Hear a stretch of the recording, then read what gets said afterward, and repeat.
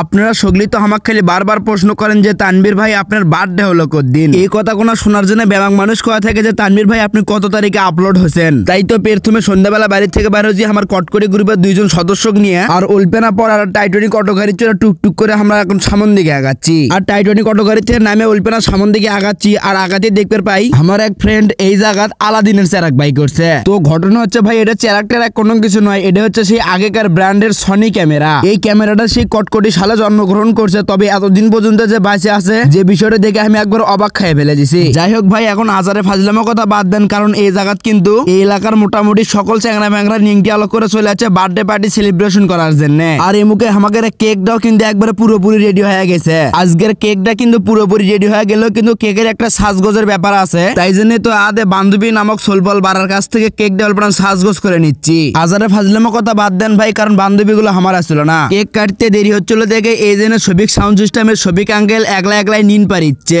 এখন হচ্ছে কেক কাটার সময়, তবে কেক কাটার আগে আদে হুকো ফটকাটাকে ফুটে নেই। শেষে তো আপনি করে কভার চাই ভাই, আজকের বার্থডে পার্টিটা হচ্ছে আমার লয়। আমার সাথে সাদা গেঞ্জি পরা যে ভাইটা দেখতে পাচ্ছেন তারই আজকে হচ্ছে বার্থডে। বড় ভাইয়ের নাম হচ্ছে ওমর, আর ওমর ভাই কিন্তু আজকে ওমর ভাইয়ের বার্থডে থামাক ইনভাইট করছিল।